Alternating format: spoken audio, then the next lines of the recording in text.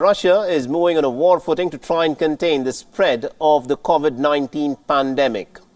It has quarantined thousands of soldiers. It has also imposed lockdowns in regions with even a relatively fewer number of cases. Experts are now asking whether Russia's frantic response hints at a much larger problem. So let's first talk about the fatality rate. As many as 405 out of Russia's 47,000 patients have succumbed to the virus, which points to the fatality rate of about 0.8%. Now, to put this in perspective, China had more than 1,100 deaths at the same point during their outbreak, and the United States had as many as about 700. Now, this has, of course, led to many commentators questioning the authenticity of the Russian data. The country's response also seems rather disproportionate to the number of cases. The only explanation, however, is that the government is anticipating a massive surge in the cases like what was witnessed in the United States. Now, the cases of infections have been reported in most of Russia's 80-plus regions, and a lockdown has also been put in place for near to about 3 weeks. And Russian President Vladimir Putin has been trying to distance himself from the outbreak, but on Monday he admitted that the country's infection curve was yet to peak, basically asking his citizens to brace for a few grim weeks ahead. The Moscow has, of course, become the virus hotspot in Russia, accounting for more than half the national death toll. The region is said to be 2 or maybe even 3 weeks away from reaching the peak. Пик заболеваемости, вероятнее всего, придется на следующие 2-3 недели. В эти дни именно вы находитесь на передовой. На вас ложится основная нагрузка по борьбе с вирусом. Сегодня от нас с вами зависит, как Москва справится с пандемией. От всех. От вас, как врачей, от жителей, которые будут соблюдать установленные правила, от нас, как управленцев, которые должны принимать своевременные и адекватные ситуации решения. Now, in response, the government has also decided to impose some preemptive lockdowns to control the outbreak, but Russian residents are not too happy with these lockdown measures. Now, in the southern city of Vladikavkaz, hundreds of people gathered to protest the economic impact due to the lockdown. Remember, businesses have been shut and many people have been rendered jobless over the course of the last few weeks.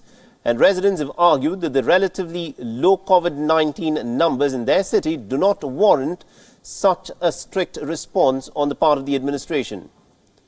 Vladimir Putin has reluctantly decided to postpone the traditional Victory Day celebrations, which falls on the 9th of March. Every year, thousands of Russian troops march through Moscow to mark the Soviet Union's victory in the Second World War. This year was, of course, supposed to mark the 75th anniversary, and all 15,000 soldiers who are expected to take part have been sent back to their garrisons. They'll be placed under quarantine for a period of 14 days, while the government says that this is nothing more than a precautionary measure. Media reports hint at a possible outbreak amongst the soldiers.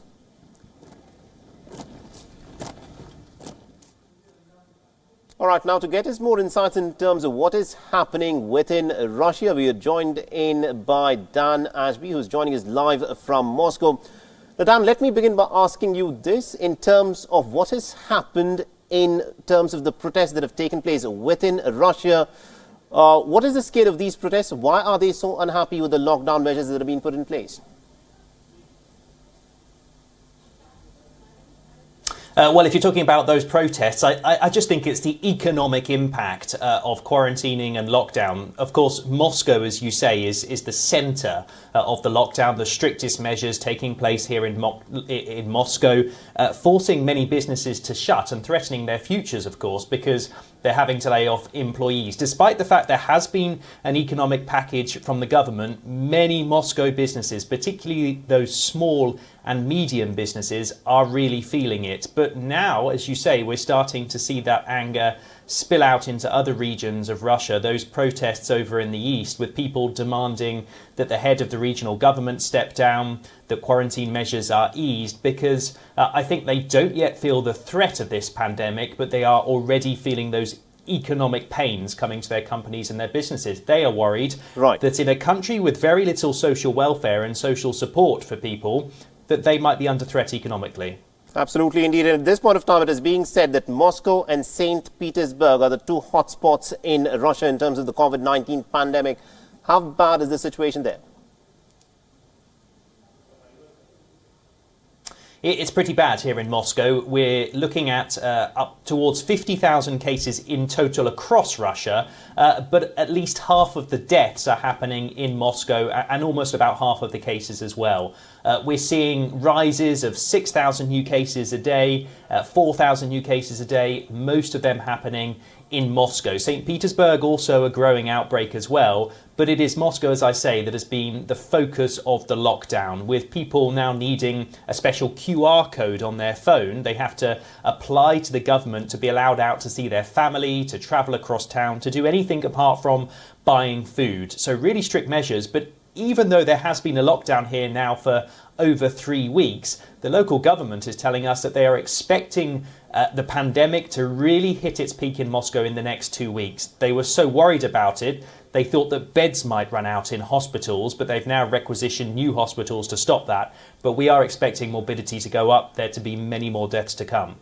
And also you mentioned that, many people are unhappy with the kind of response that the government has actually given to try and combat the economic impact of the lockdowns. If you can weigh in and give us some ideas to what exactly has Russia announced at this point of time to try and tide over the economic crisis that would be brought about because of these lockdowns. Well, President Putin has announced a number of economic measures. For instance, employees of small and medium companies can get $160 each to try to keep them going, to keep them paid until the pandemic is over, and then they could go back to work with their companies. Also, they've lifted certain taxes, certain payments to landlords. He's offered more money to families, raised unemployment benefits. But all of this is quite small when you compare it to some of the huge economic stimulus we've seen in Britain or Western Europe, for example, where 80% of people's wages are being paid. When you think about $160 per employee of a company per month, that's not a lot of money in a place like Moscow, which is quite an expensive place where you often have to pay for travel, transport, topping up your healthcare, all sorts of things. So I think people are really worried about getting by month to month. And then you've got the knock-on effect of whether these companies can stay open anyway, because when all their trade has gone in 3 months, particularly those restaurants, leisure places, they might simply close and put people out of work. By the worst estimates, people are talking about 7 to 10 million Russians becoming unemployed. Now, that's not what the government is saying. They are hoping for more like between 2 and 5% drop in GDP and that they can make their way through this. But there is a lot of worry. Right, and just before I let you go, Dan, yesterday we heard about 15,000 soldiers, Russian soldiers, who've now been put under quarantine. Do we have any updates in terms of what is their condition like? Were they subjected to testing? And do we know of any outbreak, perhaps within these soldiers who are practicing for this parade? No, we've got very little data at the moment in terms of how big that outbreak could be, but I think it's mostly a precaution to try stop a huge spread of the virus. But the significance of this, of course, is that, remember, 75 years since that historic day when Russia won in the Second World War, when the Soviet Union finally beat the Nazis. And to be honest, the whole of Russia's focus was coming to this major event on May the 9th, where they were going to celebrate 75 years. Now they've had to postpone it. That is a huge blow to national morale, but of course a safety measure to try stop the spread of this virus. All right, we'll have to leave it there. Thank you very much indeed, Dan Ashby, for joining us from Moscow and getting us all those insights.